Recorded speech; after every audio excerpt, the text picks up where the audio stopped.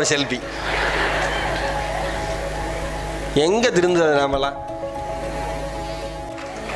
பொம்பளை பிள்ளைங்கள பார்க்குறேன், பஸ் ஸ்டாண்டில் எடுக்குது, பார்க்கில் எடுக்குது, பீச்சில் எடுக்குது, சாப்பிட்ற இடத்துல எடுக்குது, கிளாஸ் ரூமில் எடுக்குது, பஸ்ஸில் போகிறப்ப எடுக்குது, கடைசியில் டெலீட் பண்ணிடுது. ஏன்னா எதுலையுமே நான் நல்லா இல்லடி பாடி. ஃப்ரெண்டு கேப்பா, நான் நல்லா இருந்தேன், அதுக்கு நான் என்னடி பண்ணட்டும்? நான் நல்லா இல்ல. அம்மா அப்பா தெரியாது, யாரையுமே தெரியாது, ரொம்ப சுலபமா அவ்வளோ அப்படியே நீங்க பார்க்கணுமே. சில பொம்பளை பிள்ளைங்களாம் பார்க்குறேன் நான். உண்மையில எனக்கு சில இடத்துலலாம் அந்த ஆண்கள் பெண்கள்லாம் நெருக்கமாக பேசுகிறப்ப நல்ல ஒரு பெரிய கல்லை வச்சு அடிக்கணும் போல இருக்கும். ஒன்று சொல்லவா, உங்களுக்கு பிடிச்ச ஹீரோ உங்களுடைய தந்தையாக மட்டும்தான் இருக்க முடியும். உங்களுக்கு பிடிச்ச ஹீரோயின் உங்களுடைய தாயாக மட்டும்தான் இருக்க முடியும். வேற எந்த ஹீரோயினும் உங்களோட அம்மா அப்பா பிளேஸை ரீப்ளேஸ் பண்ண முடியாது. காரணம், அவர்கள் செய்த தியாகம் அப்படிப்பட்டது. இன்னைக்கு மகளிர் தினத்திற்கு பேசுறது நான் சொன்ன இவர் இனியன் அவர்கள் சொன்னார், என்னடா ஒரு ஆணை வந்து மகளிர் தினத்துக்கு சிறப்பு விருந்தினராக அழைச்சிருக்காங்களே அப்படின்னு நீங்களாம் யோசிச்சிருக்கலாம் அப்படின்னு. மகளிர் தினத்திற்கு பேசுவதற்கு முழுமையான தகுதி எனக்கு இருக்கிறது என்பதற்கு ஒரு சின்ன உதாரணம் சொல்கிறேன். என்னை எப்பயுமே கேட்டாங்க, இப்போ கூட ஒரு கல்லூரி விழாவில் கேட்டாங்க, உங்களுக்கு யார் ரோல் மாடல் அப்படின்னு கேட்டாங்க. நான் சொன்னேன் என்னுடைய தாய் அப்படின்னு சொன்னேன். உடனே பசங்கள்லாம் இந்த மாதிரி கை தட்டிட்டு ஒரு அண்ணன் ஒரு பொண்ணு கேட்டுச்சு ஏன்னு அப்படின்னாங்க. மகேஷோட காமெடி எல்லாருக்கும் பிடிக்கும், நகைச்சுவை உணர்வு பிடிக்கும், டைமிங் சென்ஸ் பிடிக்கும், டப்பு டப்பு டப்புன்னு ஜோக் அடிச்சுக்கிட்டே இருப்பாப்புல, அழகான தமிழில் பேசுவார். இதெல்லாம் என்னுடைய அடையாளம். பேச பேச எல்லாரும் கேட்குறீங்க, ரசிக்கிறீங்க, கை தட்டுறீங்க. வருஷத்துக்கு 40 உலக நாடுகளுக்கு இந்த மகேஷ், ஈரோடு மகேஷ் பயணம் செய்வதற்கான வாய்ப்பை தமிழ் எனக்கு தந்திருக்கிறது. இன்றைக்கி வந்து விஜய் டிவியில் ஒரு குறிப்பிடத்தகுந்த இடத்துல நான் இருக்கேன். தமிழ் படித்து லட்சம் லட்சமாக சம்பாதிக்கிறவர்கள் பட்டியலில் எனக்கு ஒரு முக்கியமான இடம் இருக்கிறது என்று சொல்லிக்கொள்வதில் எனக்கு ஒரு மிகப்பெரிய பெருமை இருக்கிறது.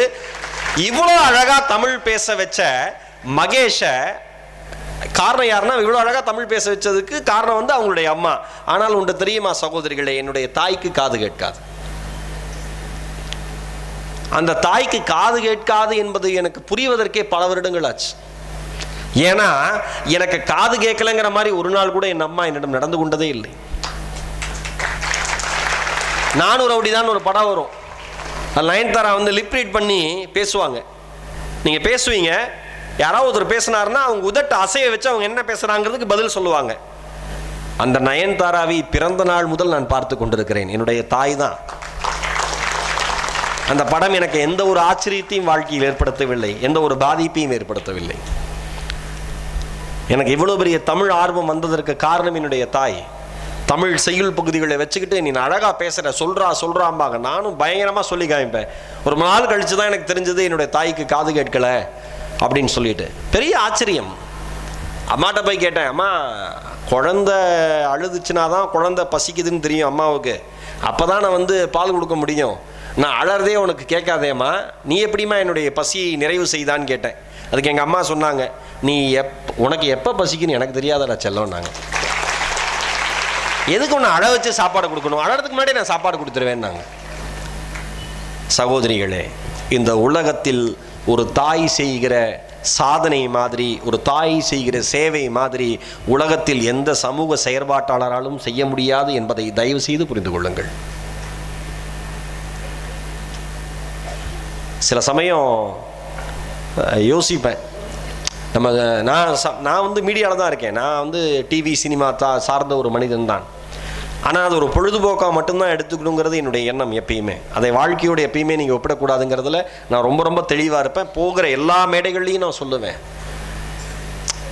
இந்த உலகமே உங்களை எதிர்த்து வந்தாலும் ஒரே ஒரு அடியில் உங்களை எதிர்ப்பவர்களை சாய்க்கிற வல்லமை உங்கள் கைகளுக்கு இருக்கிறது. ஆனால் நீங்கள் கரண்டிகளை பிடித்து கொண்டு கரியடுப்பின் முன்னால் நின்று துளைக்கிறீர்கள். அதுதான் தப்பு.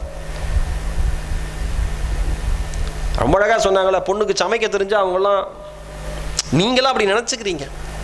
சமைக்க தெரியும்னு சொன்னால் நாமெல்லாம் கிராமத்துலேருந்து வந்தவன் நினச்சிப்பாண்டி அவன் புருஷன்.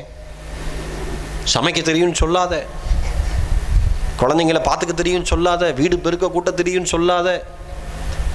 இதெல்லாம் ஒரு மாயையான தோற்றம். ஒரு பெண் என்பவள் வீட்டையும் பார்க்க முடியும், நாட்டையும் பார்க்க முடியும். இதுதான் உங்களுடைய அடையாளம். இதற்கு 1000 உதாரணங்கள் இருக்கிறது. 1000 உதாரணங்கள் இருக்கிறது. 2014 உலக அமைதிக்கான நோபல் பரிசு வாங்கிய குழந்தை மலாலா. மலாலா பத்தி எல்லாத்துக்கும் தெரிஞ்சிருக்கும்ல. 11 வயசுல இந்த பொண்ணு கேட்டா, திருக்குறானில் குழந்தைகள் நாங்க பெண்கள் படிக்க கூடாதுன்னு எழுதியிருக்கா, பெண்கள் பள்ளிக்கு போக கூடாதுன்னு எழுதியிருக்கான்னு கேட்டாங்க. தாலிபான் தீவிரவாதிகள்லாம் கொந்தளிச்சாங்க, என்ன இந்த பிள்ளை இந்த வயசுல இப்படி பேசுறா அப்படின்னு. ஒரு குழந்தை, ஒரு புத்தகம், ஒரு பேனா போதும் இந்த சமுதாயத்தை மாற்றி காட்டுவதற்கு என்று ஐக்கிய நாடு சபையில் பேசியவள் மலாலா. எங்கள் பெண்கள் படிக்க வேண்டும், எங்கள் உரிமைகளை நாங்கள் கேட்க வேண்டும் என்று பேசியதற்காக 2012 அக்டோபர் மாதம் 9ஆம் தேதி அந்த குழந்தை 3 ஆசிரியர்களோடும் 20 பள்ளி குழந்தைகளோடும் பள்ளி சிற்றுந்தில் வந்துட்டு இருந்தப்ப ஒருத்தன் பஸ்ஸை நிறுத்தி மேலே ஏறினான், பேருந்து நிறுத்தி ஒருத்தன் ஏறினான். யார் இங்க மலாலான்னு கேட்டான். சுத்தி இருக்கிற அத்தனை குழந்தைகளும் அமைதியாக இருந்தது. மறுபடியும் கேட்டான், யார் இங்கே மலாலா? மயான அமைதி அந்த பேருந்திற்குள். ஆனால் சுற்றி இருக்கிற குழந்தைகள் அத்தனை பேரும் பயந்து போய் மலாலாவை பார்த்தார்கள். இவள் தான் மலாலா என்று ஒரு முறை அல்ல 3 முறை சுட்டான். ஒரு முறை சுட்டது இடது கண்ணுக்கு பக்கத்தில் பாய்ந்து இடது தோல் வழியாக இறங்கியது. கண்ணில் பாஞ்சு இடது தோல் வழியாக இறங்குச்சு. மீதி 2 குண்டுகள் அவனுடைய தோழிகளுக்கு போச்சு. உயிருக்கு ஆபத்தான நிலையில் மலாலா இருந்தால் மெல்ல மெல்ல அவளுடைய முகத்தில் இருக்கிற அசைவுகள்லாம் வரல. மெல்ல மெல்ல மெல்ல மெல்ல மெல்ல மெல்ல மெல்ல வந்தா. கவலையே படல.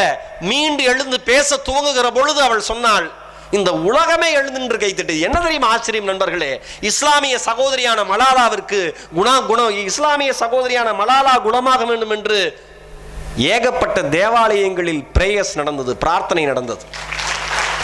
இந்து கோயில்களில் அர்ச்சனை நடந்தது, மசூதுகளில் தொழுகை நடந்தது.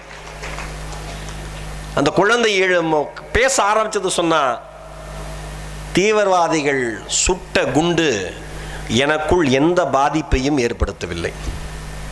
தீவிரவாதிகள் சுட்ட குண்டு எனக்குள் எந்த பாதிப்பையும் ஏற்படுத்தவில்லை. இன்னும் இன்னும் என்னுடைய வேகத்தை அதிகப்படுத்தி இருக்கிறது. உலகம் முழுக்க படிக்காத பெண்களுக்காக படிக்க வேண்டும் என்று பேசுபவர்களாக இந்த மலாலா நிச்சயம் இருப்பாள் என்று அவள் பேசினாள். அவளுக்கு நோபல் பரிசு வந்தப்ப அவள் லண்டன்ல ஆய்வு கூடத்தில் ஏதோ ஆராய்ச்சி பண்ணிட்டு இருந்தாள் அந்த பிள்ளை. அவங்க மேம் வந்து சொல்லியிருக்காங்க, இப்போ நோபல் பரிசு உனக்கு கிடச்சிருச்சுன்னு. இதோ வந்த மேடம் வந்துடுறேன் முடிச்சுட்டு இருக்கா. உலகத்தினுடைய தலை சிறந்த பரிசு அமைதிக்கான நோபல் பரிசு என்பது 2014 அந்த குழந்தை எடுத்தா. உலகமே ஆச்சரியப்பட்டது. காரணம் என்ன தெரியுமா? இதன் மூலமா நீங்க புரிஞ்சுக்க வேண்டியது என்ன தெரியுமா? எத்தனை பிரச்சனைகள் உங்களுக்கு வந்தாலும், எவ்வளவு கொடுமைகள் உங்கள் மீது நிகழ்த்தப்பட்டாலும், நீங்கள் எடுத்த முடிவில் நீங்கள் உறுதியாக இருந்தால் மட்டும்தான் இந்த சமுதாயம் மாறும் என்பதில் நீங்கள் உறுதியாக இருங்கள். மறந்துடாதீங்க, நீங்க எடுத்த முடிவில் உறுதியா இருங்க, கவலையே படாதீங்க, தெளிவா இருங்க. பெண்களை முக்கியமான விஷயங்க, நிறைய பேர் கல்லூரி பெண்கள் அப்படிங்கிறதுனால சொல்றேன், உங்களுடைய ஆளுமை என்பது அழகில் இல்லை, அதை புரிஞ்சுங்க. கண்ணாடி முன்னாடி நின்று டைமை வேஸ்ட் பண்ணாதீங்க. எவ்வளவு தடவை வரனாலும் அதே முடி அதே முகர. ஒன்று சொல்லட்டுமா சகோதரிகளே, நீங்கள் நீங்களாக இருப்பது மட்டும்தான் அழகே தவிர நீங்கள் வேறு யார் மாதிரியும் மாறுவது ஒருபோதும் அழகே கிடையாது.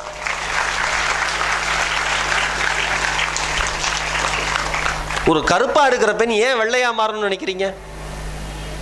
முடி குறைவாக இருக்கிற பெண் எதுக்கு முடி நீளமா வளரணும்னு நினைக்கிறீங்க? குண்டா இருக்கிற பெண் ஏன் ஒல்லியாகணும்னு நினைக்கிறீங்க? இந்த சமுதாயம் அழகுக்கான விதிகளாக சில விதிகளை வைத்திருக்கிறது. அதுதான் நீங்க நினைச்சுக்கிறீங்க. 6 வாரத்தில் சிகப்பழகு, அது அப்பனா நேரம் அத்தனை பேர் ஐரோப்பாவில் பிறந்த மாதிரி இருந்திருப்போம். நாம யூஸ் பண்ண மாதிரி அந்த கிரீமை உலகத்துல எவனும் யூஸ் பண்ணியிருக்க மாட்டான். கத்திரிக்கோளால கிழிச்சு வலிச்சு எடுத்துலாம் அப்பியிருக்கேன் தங்கச்சி.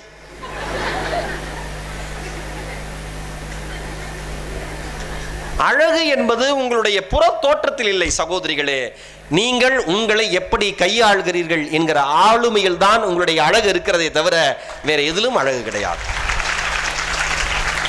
அன்னை தெரசா என்ன அழகு! அன்னை தெரசா போட்டோ வீட்டில் இருந்தாலே நமக்கு ஒரு அமைதி ஏற்படுதுல்ல. சொன்னாங்களே அக்கா அப்படிதாக்கா அன்னை தெரசா பத்தி. நான் ஒரு கவிதை எழுதினேன். வயசானதுக்கு அப்புறம் முகத்துல சுருக்கம்லாம் வந்துடும். இப்பெல்லாம் என்னன்னா ஒரு நரமுடி வந்துடக்கூடாது, எல்லாருக்கும் கவலை. உடனே அதை மறைக்கிறதுக்கு ஆயத்தம். எல்லாம் குறைகள் இருந்தால் தாங்க அது அழகே. வாழ்க்கையில் குறைகள் இல்லாத வாழ்க்கை அழகா? குறைகள் இருந்தால் தான் வாழ்க்கை அழகு. நினச்சி பாருங்க, அப்படியே செதுக்கி வச்ச செலவு மாதிரி இருந்தோம்னா நம்மளாம் பொம்மை மாதிரி இருப்போம், மனுஷன் மாதிரி இருக்க மாட்டோம். மனுஷனாக இருக்க வேண்டாமா? இந்த துணிக்கடையில் இருக்கிற மகாராஜா அண்ணன் இப்போ கடைக்கு போகிறோம், வெளியில் ஒரு பொம்பளை வச்சு சுடிதார் போட்டிருக்கு, அந்த பொம்பளை இப்படி இருக்கா அழகா. அதே மாதிரி இப்போ நின்றுக்கிறீங்களா எல்லாம் விடிய இப்படியே? நடக்க வேண்டாம், ஓட வேண்டாம், ஆட வேண்டாம், பாட வேண்டாம். உணர்வு இருக்கா? உணர்ச்சி இருக்குல்ல. மனுஷியால இருக்கணும். நீங்க அழகுக்கு முக்கியத்துவம் கொடுத்துட்டே இருக்கீங்களே. அன்னை தெரசா பத்தி எழுதுனேன், தாயே உன் முகத்தில் இருக்கிற வரிகள் எல்லாம், தாயே உன் முகத்தில் இருக்கிற வரிகள் எல்லாம் வயதானதால் வந்த முக வரிகள் அல்ல, அது அன்பினுடைய முகவரிகள் என்று எழுதினேன்.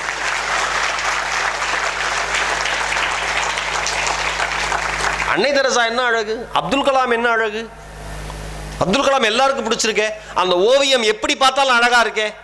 ஐயாவோட ஓவியத்தை எப்படி பார்த்தாலும் அழகா இருக்கே. அவர் மாதிரி நம்ம ஊர்ல நீட்டா, அவர் மாதிரி இல்ல, நம்ம ஊர்ல இருக்கிற பையன் ரொம்ப நீட்டா இருக்கான், இன்ஷர்ட் பண்ணிட்டு இருக்கான், ரொம்ப அழகா இருக்கான், தலைமுடியெல்லாம் நீட்டா வாரி இருக்கான். ஆனா அவனை நமக்கு பிடிக்கல. ஏன்? அவ்வளவு பொறுக்கித்தனம் பண்றான். அந்த அந்த மனுஷனை எல்லாருக்கும் பிடிச்சிருக்கு. ஏன்? அவர் மனுஷனா நம்ம மனசுல நின்னாரு. அப்புறம் தான் விஞ்ஞானி, அப்புறம் தான் குடியரசுத் தலைவர், எல்லாமே ஒரு மனிதனா நம்ம மனசுக்குள்ள நின்னார். தயவு செஞ்சு யோசிங்க எல்லாருமே. ஒரு இன்னைக்கு வீட்டுக்கு போறீங்களா, வீட்டுக்கு நம்ம புனிதாக்கா சொன்ன மாதிரி இன்னைக்கு வந்தோம், மகளிர் தினம் ஒரு நாள் கொண்டாடணும், சாரி கட்டணும், செல்ஃபி எடுத்தோம், உலக மகளிர் தினம் முடிஞ்சு போச்சு, உருப்படாது. வாவ், உலக மகளிர் தினம் எங்கள் கல்லூரியில் ஒரு செல்ஃபி. எங்க திருந்தது நாமெல்லாம்? இந்த செல்ஃபி கண்டுபிடிச்சுன்னு கொள்ளணும்க்கா. செல்ஃபி எடுக்கலாம், தப்பு இல்லை. நான் அடிக்கடி சொல்லுவேன், நான்லாம் ஸ்கூலில் படிக்கிறப்ப டூர்லாம் எங்கள் அப்பா அனுப்ப மாட்டார். அப்பா டூருக்கு போகிறேன், டூருக்கு எவ்வளோடா? அப்பா 45 ரூபாப்பா. 45 ரூபாயா? எந்த ஊர்ரா? அப்பா திருச்சி மலைக்கோட்டை. ஓஹோ, வேணாண்டா அப்பா, கஷ்டமாக இருக்குன்னு பாரு. ப்ளீஸ்ப்பா ப்ளீஸ்ப்பா, கிளாஸில் எல்லாரும் போகிறாங்கப்பா, நான் போகலைன்னா ரொம்ப போன வருஷமே போகலப்பா, ரொம்ப அவமானமாக இருக்கும்பா, ப்ளீஸ்ப்பா ப்ளீஸ்ப்பா, ஒரு மாதம் சாப்பிடாம கூட இருக்கும் அப்பா, ப்ளீஸ்ப்பா. ஆடாப்போ அப்படின்னு அங்கே இங்கே காசு ரெடி பண்ணி 45 ரூபா கொடுத்து அமுச்சு வைப்பார். போயிட்டு வருவோம். ஃபோட்டோலாம் இப்போ மாதிரி ஃபோட்டோவா? கிளாஸ் டீச்சர் ஒரே ஒரு கேமரா வச்சுருப்பாங்க, இல்லை கோடாக்கு ரோலு ஏதாவது ரோலு, இந்த கேமரா ரோலை போட்டு அது 36 ஃபோட்டோ எடுக்கும். நம்ம விதி நல்லா இல்லைன்னா 32 தான் வரும். எடுக்கிறவன் கேமரா ஃப்ளாஷை மறைச்சு எடுத்தானா ஸ்வாகா. ஒவ்வொரு ஃபோட்டோவும் அப்படி கவுண்டிங்கில் போக பயமாக இருக்கும், நல்லா வந்திருக்கா நல்லா வரலையான்னு. எந்த ஃபோட்டோவில் நம்ம நல்லா நிற்காமல் இருந்தோமோ அந்த ஃபோட்டோ தான் பிரிண்ட் ஆகி நம்ம கைக்கு வரும். இதுதான் எங்களுடைய பள்ளி வாழ்க்கை. இப்போ நிப்பேன் பாப்பறக்கான், இங்கே ஒருத்தன் பல்காக இருக்கிற பையன் இப்படி திரும்பி இருப்பான், இந்த சைடு ஏன் இப்படி நில்றா அப்படின்னு ஒருத்தன் கை பிடிச்சி இழுத்துருப்பான், அப்போ ஃபோட்டோகிராஃப் எடுத்துருப்பார், இப்படி இருப்பேன். அந்த ஃபோட்டோ வாங்குறதுக்கு 5 ரூபாய்க்கு அப்பாட்ட அழுக. 5 ரூபா, 5 ரூபாயோட ஒரு ஃபோட்டோ எதுக்குடா நீ வேற? ப்ளீஸ்ப்பா ப்ளீஸ்ப்பா, அப்பா அப்பா அப்பா அப்பா போய் தரப்பா. ஒரு காலத்தில் மெமரிக்காக ஒரு ஃபோட்டோ எடுத்தோம். என்னண்ணே ஆசிஃபண்ணே, மெமரிக்காக ஒரு ஃபோட்டோ எடுத்தோம். இன்னைக்கு மெமரி ஃபுல்லாகிற அளவுக்கு எடுக்கிறோம். சலக் சலக் சலக் சலக் சலக் சலக் சலக் சலக் சலக் சலக் சலக். இந்த பொம்பளை பிள்ளைங்கள பார்க்குறேன், பஸ் ஸ்டாண்டில் எடுக்குது, பார்க்கில் எடுக்குது, பீச்சில் எடுக்குது, சாப்பிட்ற இடத்துல எடுக்குது, கிளாஸ் ரூமில் எடுக்குது, பஸ்ஸில் போகிறப்ப எடுக்குது, கடைசியில் டெலீட் பண்ணிடுது. ஏன்னா எதுலையுமே நான் நல்லா இல்லடி பாடி. ஃப்ரெண்டு கேப்பா, ஏன் நான் நல்லா இருந்தேன், அதுக்கு நான் என்னடி பண்ணட்டும், நான் நல்லா இல்லைல்ல, நான் நல்லா இருக்கிறதுக்கு எடுப்பேன். ஜென்மத்தில் நடக்காது. இருக்கிற முகரை தானே வரும். ஒரு தங்கச்சி அப்படி சிரிக்குது. எடுத்து நேரம் என் தங்கச்சிங்களாம் நான் செல்ஃபி எடுத்து எடுத்து எடுத்து எடுத்து எனக்கு இப்போ நல்லா இப்படி இருப்பேன். நான் சிரிச்சுக்கிட்டு டைம் ஆக ஆக அப்படியே சோர்ந்து அம்மா போதுமான். உங்களுக்கு எதெல்லாம் ஆர்வம் இருக்குது பாருங்களேன். ஆர்வம் இருக்கிறது தப்பே இல்லை. இது நீங்கள் வயசில் கலகலப்பாக இருங்க. பெண்கள் இந்த சமுதாயத்தில் சந்திக்கக்கூடிய பிரச்சனைகள் என்பது நிறைய, உடல் ரீதியாகவும் மன ரீதியாகவும் சமுதாயத்தில் வெளியில போனாலும் ஏகப்பட்ட பிரச்சனைகள் நீங்க சந்திக்கணும். நீங்க மகிழ்ச்சியா இருங்க, ஆனா எது எந்த லெவல்ல அந்த மகிழ்ச்சி இருக்கணுங்கிறத நீங்க ஒரு வரையறுத்துங்கிறேன். நான் எப்பயுமே இது போதும் அப்படிங்கிறத தெளிவா இருங்க. நீங்க வந்து உங்களோட நாளைக்கு இந்த இருக்கிற சமுதாயம் உங்களோட நின்று போட்டோ எடுக்க ஆசைப்படணும். அந்த மாதிரி வாங்க லைஃப்ல. நீங்களே போட்டோ எடுக்கிறதுக்கு ஆசைப்படாதீங்க. நீங்க முதல் தலைமுறை பட்டதாரி பெண்கள் யாராவது இருக்கீங்களாப்பா? எங்க ஃபேமிலியில எங்க பரம்பரையில் நான் தான் சார் ஃபர்ஸ்ட் கிராஜுவேட். யாராவது இருக்கீங்களா? நல்லா தைரியமா கை தூக்குங்கம்மா. கை தூக்கு. என்னம்மா பாதியோட வெளில போயிருவியா? ஒரு பொண்ணு இப்படி தூக்குது, 1.5 வருஷம் படிச்சுட்டு போயிருவியா? நல்லா தூக்கு கையா, தைரியமா. Very good. என்னுடைய மனம் நிறைந்த வாழ்த்துக்கள் கை தூக்கி அத்தனை சகோதரிகளுக்கு. ஏன் தெரியுமா? நீங்கள் படித்த பின்பு போடக்கூடிய கையெழுத்து வெறும் கையெழுத்தல்ல, உங்கள் தலைமுறையை மாற்ற வந்த தலையெழுத்து என்பதை மறந்து விடாதீர்கள். படிங்க, நிறைய படிங்க. அக்கா சொன்னாங்களே பேப்பர் படிங்க, முதல்ல நியூஸ் பேப்பர் படிக்கிறதே இல்லை. அந்த நியூஸ் பேப்பர் வந்துச்சுன்னா அதுல ஏதாவது ஒரு இணைப்பு வரும், அதுல சினிமா செய்தி படிக்கிறது. அஜித் என்ன நடிக்கிறார், விஜய் என்ன நடிக்கிறார், சிவகார்த்திகேயன் அவங்க எல்லாம் நடிக்கிறார், சம்பாதிக்கிறார், நீ என்ன பண்ற? பாடல் காட்சி சுவிட்சர்லாந்தில் படமாக்கப்பட்டிருக்கிறது. சுவிட்சர்லாந்து போயிருக்காங்களாண்டி எல்லாரும். நீ முடிச்சு இப்படி வீட்டுக்கு போடி ஒழுங்கா. முதல்ல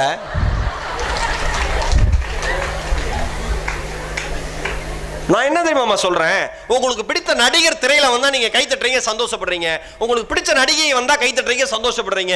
உங்களுக்கு பிடிச்ச பாடல் திரையிடறப்ப கை தட்டுறீங்க, சந்தோஷப்படுறீங்க. நான் உங்கள் முன் வைக்கிற கேள்வி என்னன்னா, அடுத்தவருடைய வெற்றிக்காகவே கை தட்டி கொண்டிருக்கிற நீங்கள் வெற்றி பெற்று உங்கள் குடும்பம் கை தட்டுகிற நாளை எப்பொழுது வர வைக்க போகிறீர்கள் என்பது என்னுடைய கேள்வி. அம்மா அப்பா சந்தோஷப்பட வேண்டாமா? இப்படி ஒரு பொம்பளை பிள்ளை பெத்தடா, கௌரவமா இருக்குடா அப்படின்னு சந்தோஷப்பட வேண்டாமா? இங்க வந்து உட்கார்ந்து இருக்காளே அன்பு தங்கை, நேஷனல் சாம்பியன் வரணுமா? இப்படி காஞ்சனமாலான்னு ஒரு பொண்ணு இப்ப அண்மையில வந்து என்னுடைய நண்பர்கள் சேர்ந்து நடத்துறாங்க டிஃபரெண்ட்லி ஏபிள் மாற்றுத்திறனாளிகளுக்கான ஒரு வேலை வாய்ப்பு முகாம் சென்னையில பெரிய அளவுல நடந்தது. அதுக்கான ஒரு வீடியோ பண்ணியிருந்தேன். அது பெரிய வைரலா போச்சு எல்லா இடத்துலயும். காஞ்சனமாலான்னு ஒரு பொண்ணு, கண் பார்வை இல்லாத சகோதரி, பாரா நீச்சல் சாம்பியன்ஷிப் போட்டியில இந்தியாவிற்காக தங்கப்பதக்கம் கொண்டு வந்தா மெக்சிகோ சிட்டியில இருந்து. எல்லாம் கை தட்டுறீங்களா? இந்த மாதிரி தான் எல்லாரும் கை தட்டுவாங்க. என்ன இனிமேல் அண்ணா